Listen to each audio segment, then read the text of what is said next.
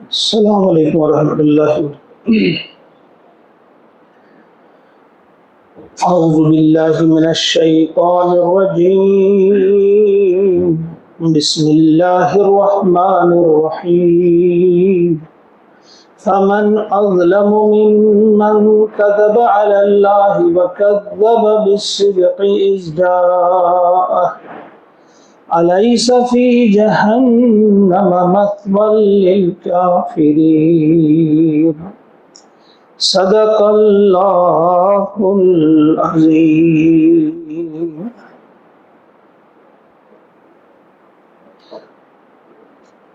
چوبیسواں پارہ آج ہم شروع کرنے جا رہے ہیں اللہ کے فضل و احسان سے۔ 23 پارے مکمل ہو چکے ہیں۔ یہ سورہ زمر ہے، آیت نمبر 32۔ اللہ کا ارشاد ہوتا ہے فمن اظلم، پس من کون ہو سکتا ہے، اظلم بڑا ظالم، ممن کذب علی اللہ اس سے جو جھوٹ باندھے اللہ پر، یعنی اللہ پر جھوٹ باندھنے والا جو شخص ہے اس سے بڑا ظالم کون ہو سکتا ہے۔ اور دوسری چیز وَكَذَّبَ، اور جس نے جھٹلایا بالصدق سچائی کو، الصدق سچائی یعنی قرآن، یہاں الصدق سے مراد قرآن ہے، جس نے قرآن کو جھٹلایا، اذ جاءہ جب کہ وہ اس کے پاس وہ سچائی آ گئی۔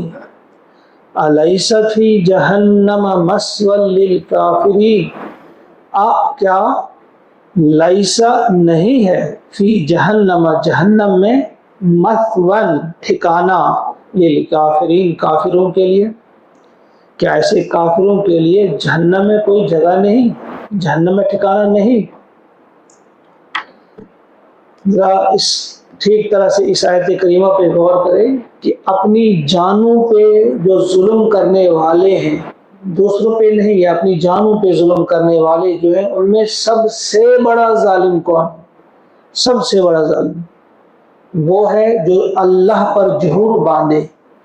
اللہ پر جھوٹ باندھنا کیا ہوتا ہے؟ ایک تو یہ ہے کہ انسان یہ مانے کہ اللہ کے سوا اور بھی معبود ہیں، اللہ کا نعوذ باللہ بیٹا ہے یا اس کی بیٹیاں ہیں یا وہ تین ہیں، یا اسی طرح سے اللہ تعالیٰ کے اختیارات میں، اللہ تعالیٰ کی صفات میں، اللہ تعالیٰ کے حقوق میں کوئی اور بھی شریک ہے۔ یہ چیزیں جو ہیں جو ہم کہتے ہیں یا جو لوگ کہتے ہیں وہ اللہ پر جھوٹ باندھتے ہیں۔ یہ بھی اللہ پہ جھوٹ باندھنا ہے، بڑا محتاط رہنا ہے اس سلسلے میں ہم سب نے۔ قرآن میں ایسا لکھا ہے، لکھا کہیں نہیں ہوتا۔ اکثر جو ہمارے بھائی ہیں اس قسم کی غلطی کر جاتے ہیں کہ جو قرآن میں لکھے، اگر اچھی بات ہوگی، وہ سچی بات ہوگی، بڑی پیاری بات ہوگی، لیکن قرآن میں نہیں ہے تو ایسے ہی ہم کہہ دیتے ہیں قرآن میں ہے، وہ اللہ کا کلام ہے، تو یہ اللہ پر جھوٹ باندھنا ہے۔ اسی طرح سے رسول پاک صلی اللہ علیہ وسلم پر جھوٹ باندھنے کے سلسلے میں بھی پیارے نبی نے فرمایا ہے کہ جس نے کوئی بات میری طرف منسوب کی جو میں نے نہ کہی ہو تو وہ اپنا ٹھکانہ جہنم میں بنا لے، اس کے لیے جہنم ہے۔ تو یہاں پھر ٹھیک طرح سے ہمیں سوچ لینا چاہیے ہر ایک شخص کو کہ کبھی بھی کسی بھی صورت میں اللہ پر جھوٹ نہ باندھا جائے۔ یہ بھی اللہ پہ جھوٹ ہے، ہم کہیں گے سارے دین ایک جیسے ہیں، سارے دین سچے ہیں، جبکہ اللہ نے کہا ہے ان الدین عند اللہ الاسلام، اللہ کے نزدیک تو قابل قبول اور سچا دین جو ہے صرف اسلام۔ وہ کسی بھی انداز سے کسی بھی طرح کی وہ بات بتا دی جائے کسی کو خوش کرنے کے لیے یا کسی بھی اعتبار سے جو اللہ نے نہ کہی ہو اور ہم کہیں یہ اللہ کی کہی ہوئی بات ہے، تو یہ ظالم شخص ہے، اور صرف ظالم نہیں بلکہ اظلم، سب سے بڑا ظالم۔ فمن اظلم ممن کذب علی اللہ، دوسری چیز وَكَذَّبَ بِالصِّدْقِ، اور اس نے جھٹلایا ہو صدق کو، یعنی سچائی جب آ گئی اس کو جھٹلانے والا شخص بھی بڑا ظالم ہے۔ اس کے پاس قرآن پہنچا، اس نے کہا نہیں یہ خدا کی کتاب نہیں ہے، قرآن کے کسی حکم کو کہا کہ نہیں یہ میں ماننے کے لیے تیار نہیں، یہ سچی بات نہیں ہے، فلاں بات۔ اس نے قرآن کو اللہ کا کلام ماننے سے انکار کر دیا، سچے دین کو اللہ کا دین ماننے سے انکار کر دیا۔ وہ جو اس کو جھٹلاتا ہے جبکہ اس کے پاس پہنچے تو یہ بڑا ظالم ہے۔ ایسے ہی ظالموں کے لیے یہ جو سوالیہ ہے یہاں پہ استفہامیہ ہے، یہ حمزہ، کیا نہیں ہے جہنم میں ایسے کافروں کے لیے ٹھکانہ؟ تو یہ اس کو ہم کہتے ہیں تقریری۔ اس کا مطلب یہ نہیں ہوتا یہ ہم سے پوچھا نہیں جا رہا ہے، بلکہ اس کا مطلب ہوتا ہے کہ ہے، ضرور ہے، ایسے ہی انسانوں کے لیے تو ہے۔ الیس فی جہنم مثوی للکافرین، اس قسم کی کافرانہ باتیں کرنے والے، اس قسم کے غلط بولنے والے، انہی کے لیے تو ٹھکانہ ہے جہنم کا، ان کے لیے جگہ نہیں ہوگی جہنم میں۔ اب اسی کے مقابل میں دوسری آیت، والذی جاء بالصدق، اور وہ شخص جو آیا بالصدق سچائی کے ساتھ، وصدق بہ، اور تصدیق کی اس کی، اور اس نے سچا مانا اس کو، اولئک وہی لوگ ہیں، ہم المتقون وہی متقی ہیں۔ یعنی ایک شخص ہے وہ سچائی لے کر آیا، یعنی محمد عربی صلی اللہ علیہ وسلم، وہ سچائی لے کر آئے، انہی پر ہی نازل ہوا۔ وہ وصدق بھی، اور اس نے اسے سچا مانا، تصدیق کی اس کی۔ اس سے مراد وہ بھی ہو سکتے ہیں، یعنی وہ سچائی لے کر آئے اور خود ہی اس کی تصدیق بھی کی۔ ایک معنی اس کے یہ ہے، دوسرے معنی وہ سچائی لے کر آئے محمد عربی صلی اللہ علیہ وسلم اور تصدیق کی۔ ایک جو زیادہ مفسرین نے کہا یہاں جو اشارہ ہے وہ ہے حضرت ابوبکر صدیق کے لیے، کہ سب سے پہلے انہوں نے ہی تصدیق کی۔ گھر کے باہر جو لوگ تھے، گھر کے علاوہ سب سے پہلے ایمان صدیق اکبر لائے۔ اور جب معراج کا تذکرہ ہوا، بڑے بڑے لوگ چپ ہو گئے، آپ کو جھٹلانے لگے، لیکن صدیق اکبر نے صرف اتنا پوچھا کہ بولنے والا کون ہے؟ کہا حضور نے بولا ہے۔ کہا پھر یہ سچا ہے، اس لیے آپ کو صدیق کہا گیا۔ صدیق صادق بھی ہوتا ہے سچا، لیکن صدیق ہوتا ہے جو ہمیشہ سچ بولے، جو بڑا سچا ہو۔ تو آپ نے تصدیق کی، اور پھر آپ نے تصدیق صرف قولی تصدیق نہیں تھی، عملی تصدیق بھی تھی۔ آپ نے پوری زندگی آپ کا ساتھ دیا، آپ ہر گھڑی آپ کے ساتھ رہے، غار ثور میں آپ کے ساتھ رہے، ہجرت میں آپ کے ساتھ رہے، آپ نے اپنے گھر کو قربان کر دیا، اپنا مال آپ کا لٹایا، آپ کے لیے کتنی اذیتیں برداشت کی۔ بہرحال یہ لمبی داستان ہے کہ کتنا آپ نے برداشت کیا۔ تو یہ ایک قول یہ ہے مفسرین کا کہ اس سے مراد صدیق اکبر ہے۔ اس کے علاوہ تیسرا والذی جاء بالصدق، اور وہ جو سچائی لے کر آئے، یعنی محمد عربی صلی اللہ علیہ وسلم، وہ صدق بھی، اور وہ جنہوں نے ان کی تصدیق کی وہ کون ہیں؟ وہ صرف صدیق اکبر نہیں، اس مفسرین کے نزدیک وہ کیا ہے؟ وہ اس وقت سے لے کر تا قیامت جو کہ اس کی تصدیق کریں گے، جن میں ہم بھی آ سکتے ہیں کہ ہم بھی اس کی تصدیق کرتے ہیں کہ واقعی اللہ کا کلام ہے، واقعی محمد عربی صلی اللہ علیہ وسلم اللہ کے رسول ہیں، ان میں سب ہیں، اور یہ بھی اس کے معنی ہے۔ اس سے ایک اور اصول نکالا ہے مفسرین نے، وہ یاد رکھنا ہے، وہ بڑا اہم ہے اور اس آیت سے واضح ہے، وہ بھی اس کے معنی ہے کیا؟ والذی جاء بالصدق، یعنی اس وقت جو اگر ہم چاہتے ہیں متقین میں اپنے آپ کو شمار کروانا تو دو ہی صورتیں ہیں، دو ہی صورتیں ہیں اگر ہم چاہتے ہیں متقین، وہ کیا ہے؟ ایک یہ ہے جاء بالصدق، دوسرا وصدق بھی، یعنی یا تو سچائی کا علمبردار بننا، اس قرآن کا علمبردار بننا ہے، جھنڈا تھام کر آگے آگے چلنا ہے، یا یہ خود آگے چلنا ہے، یا دوسری صورت یہ وصدق بھی، جو چل رہا ہو تو اس کا سپورٹر بننا، اس کی مدد کرنا، اس کے ساتھ اس کے بھرپور ساتھ دینا، یہی دو صورتیں۔ یہ ہم کو یاد رکھنا، اس آیت میں یہ واضح پیغام ہے ہمارے لیے، باقی مفہوم بھی ان میں ہے جو میں نے بیان کیے وہ سب ہیں، لیکن یہ ہم آج یہ تہیہ کر لیں کہ یا تو ایک ہی صورت، دو ہی صورتیں، یا تو یہ صورت ہے ہم اس پیغام کے علم بردار بنے، آگے آگے چلنے والے ہم بنے اور اپنے ساتھ اوروں کو جوڑنے والے بنے اس اللہ کے پیغام، یا پھر یہ ہے کہ اگر ہم آگے آگے نہیں چل سکتے، جو چل رہا ہے اس کے سپورٹر بنے، اسے ساتھ دیں۔ وہ صدق بھی، تو انہی کے بارے میں کہا بس اولئک، بس وہی ہیں، هم المتقون، بس یہی لوگ ہیں جو متقی ہیں۔ اور انہی کے لیے کیا ہے یہ سب یاد رکھیں آپ، کتنی بڑی خوشخبری ہے اللہ تعالیٰ دے رہے ہیں، اللہ تعالیٰ دے رہے ہیں ایسے لوگوں کے لیے خوشخبری، لہم، ان کے لیے ہے، ما یشاءون، جو وہ چاہیں گے، عند ربہم، اپنے رب کے ہاں۔ ایسے ہی لوگوں کے لیے ہر وہ چیز ہے جو وہ چاہیں گے اپنے رب کے ہاں۔ الفاظ دیکھیے اللہ تعالیٰ نے کیا استعمال کی ہے یہاں، ایک تو یہ ہے کہ ہر چیز جو وہ چاہیں گے، دوسری بات یہ نہیں کہا فی الجنت، جنت میں نہیں کہا، کیا کہا؟ عند ربہم، اپنے رب کے ہاں۔ اس کا مطلب کیا ہے؟ اپنے رب کے ہاں کب پہنچتا ہے انسان؟ جو ہی اس کی روح قبض کی گئی فرشتوں نے، وہ اپنے رب کے ہاں پہنچا۔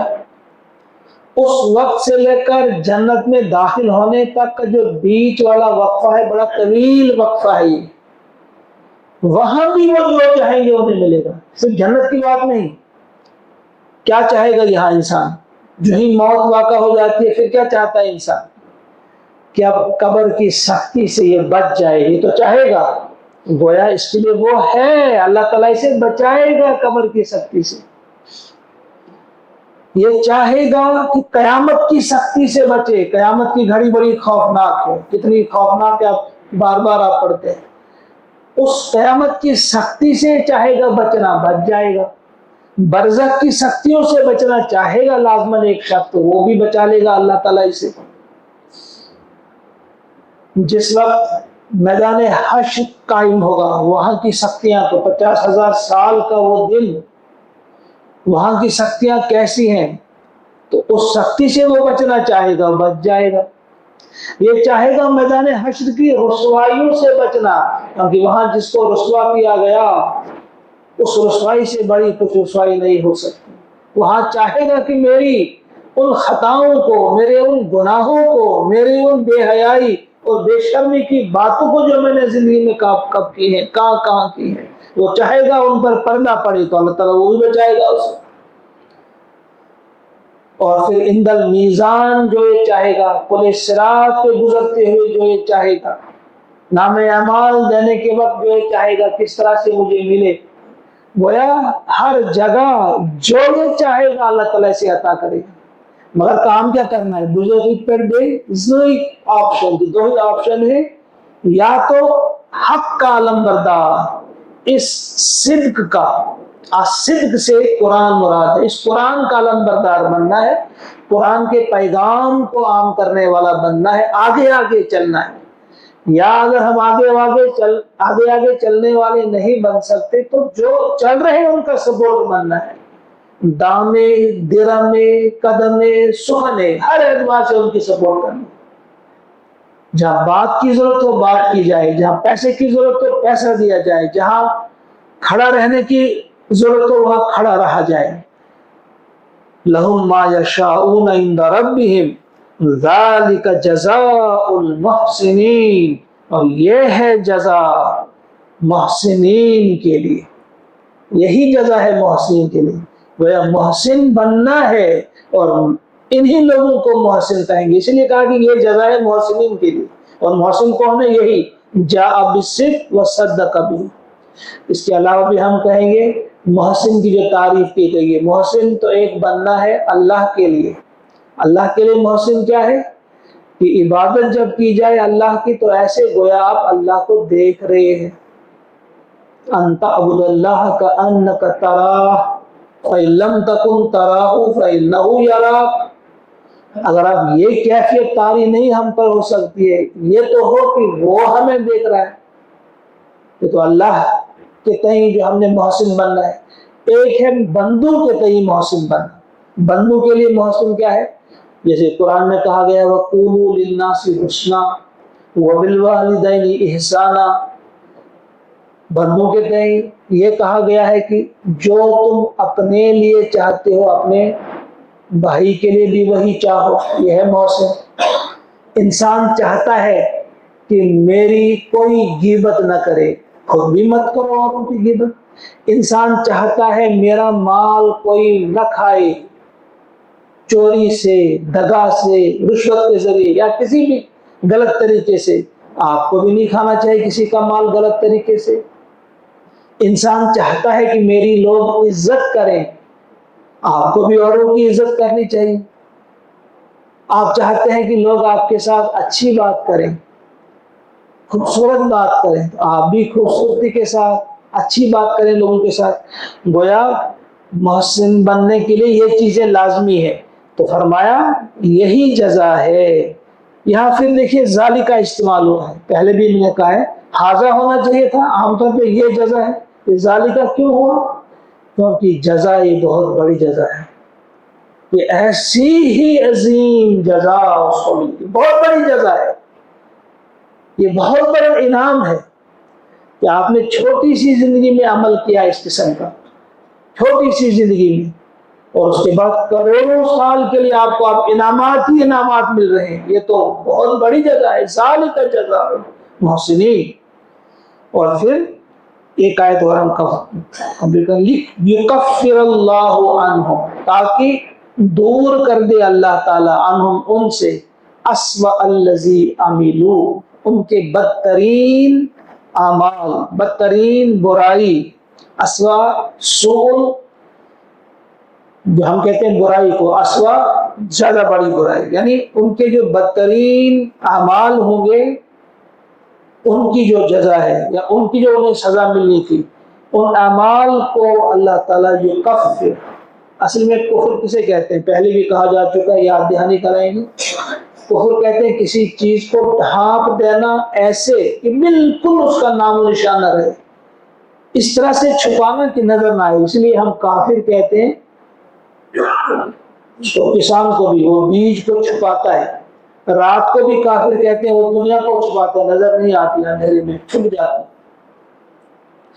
तो जो बुरे काम किए होंगे इंसान ने, उसको अल्लाह ताला ढांप देगा, छुपा देगा, गोया मिटा ही देगा, ताकि अल्लाह ताला छुपा दे उनके बदतरीन अमाल को। वो यजज़ियहुम, और उन्हें जजा दे। मगर किन की जजा देगा? अजरहुम, उनका सवाब, उनका अजर, बेअहसन अल्लज़ी कानू यामलून, उनके बेहतरीन कामों का।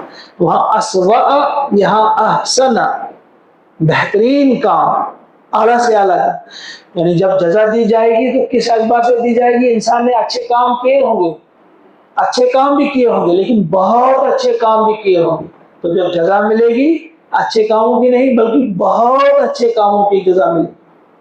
तो ये बहुत बड़ा इनाम होगा। अल्लाह ताला से दुआ है कि इन आयात को हम बार बार पढ़ें और अपने आप को समझाते रहें।